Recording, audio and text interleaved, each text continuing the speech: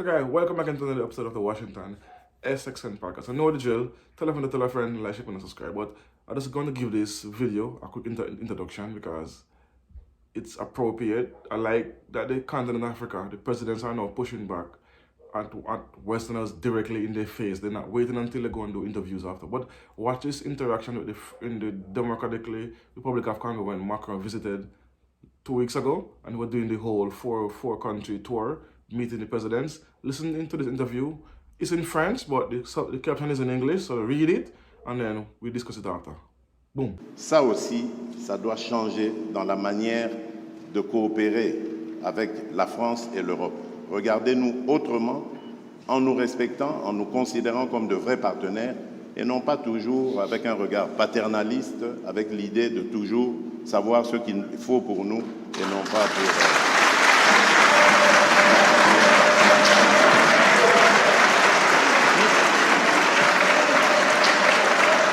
Voilà. Si le président Tshisekdl m'y autorise, je voudrais apporter un commentaire au commentaire. Je m'explique. Parce que le président a parlé de la France en répondant à la question.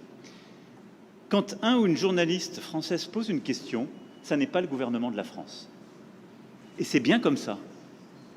Mais il ne faut pas tout confondre. Non, parce que mais c'est pas une position de la France. Je faisais allusion. Parce qu'il n'y a pas, il y en a eu. Je faisais allusion au propos de Le Drian. Lui, il est officiel français. Oui, mais le compromis à l'africaine, c'est Le Drian, c'est pas la journaliste. C'est exact, mais ce compromis. Mais cette formule, président. So guys, there you see where you see the president of the Congo pushing back on Macron. Macron, I want to paint this narrative like the French is not to be blamed. But he said, no, yes, your ministers are saying ABC about the Congo and the continent of Africa.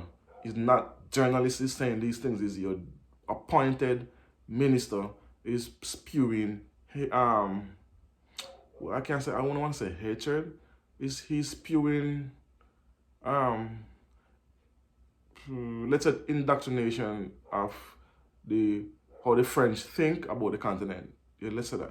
So he pushed back and said, "Oh, your prime minister said this about the continent." Not this journalist or dumb, but you see how the president started to fumble. Cause when he get pushed back, when he felt that pushback and he realized, oh, I think I just messed up right here. Then he tried to. You see what he was mumbling is what he's trying to gather his footing. Cause he get thrown off his stump speech, like his rehearsed speech. So that kind of pushed back and threw him off access for a minute before he catch himself, and then the interview continued where he's saying that you can't blame France for what's going on, blah, blah, blah, blah. But you can't blame them because the French government, the French army is in these countries. They are in betwixt the armies of these countries, and they're also in the government. So all they have to do is paint a narrative. That's all of that. Pin a narrative and then say it in front of certain high-ranking people, and then they will take it on and then go attack. And next set, and then you have your own people in that group again, saying certain things to basically pit them against each other. And this is what the West is good at. They like to play the two sides against each other, and then they act as if they are there as peace keepers and NATO and blah blah blah blah. And this is what these countries like the Mali, Burkina Faso, who else? Somalia and the Congo. These are what they're realizing that the French are not really there to help. They are only instigating.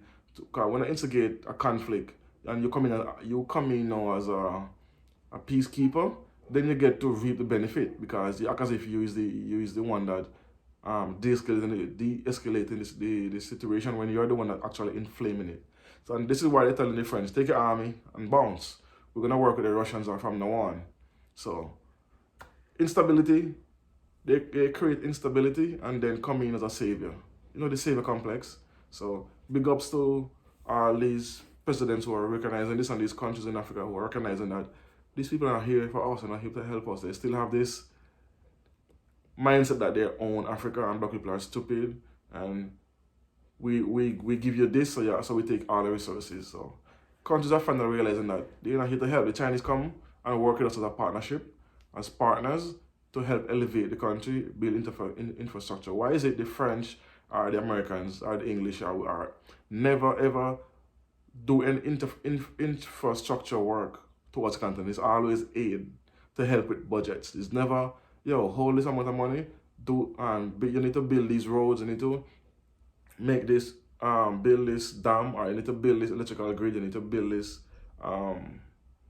this factory for oil to process oil, or you need this infrastructure to process gold or uranium, or to process, the Congo have a lot of uranium, cobalt, which is what they use for cobalt. That's what is used for this same video I'm using, the same phone, laptops, TVs, and the Congo is that's where it is. That's the only place in the world has it, is Congo.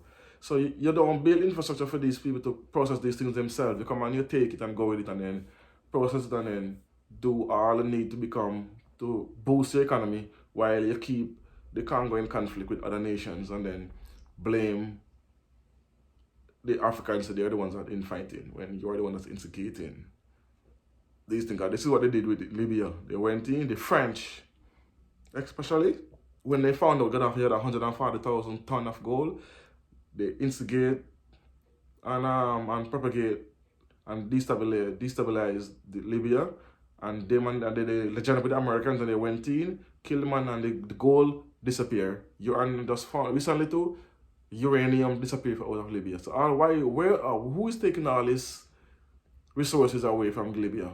Somebody's taking it. So they killed Gaddafi, destabilize it, come in, reap the benefits, so they come on as peacekeepers as always, steal the resources, bounce with it, and then say, oh, we didn't do nothing.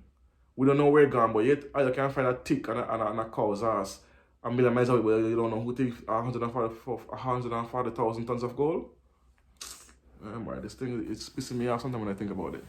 I'm not blaming the West for all our ails, but they are most of the issue, guys. We as a continent too, we need to start to make more smart choices and try to get more corrupt people out of the system so we can elevate. So yeah, that's my feeling on that. Anyway, thanks for watching. I don't know. Washington, SXN Podcast. Tell a friend to tell a friend to tell a friend. Like, share, and subscribe. Peace. One love. Boom.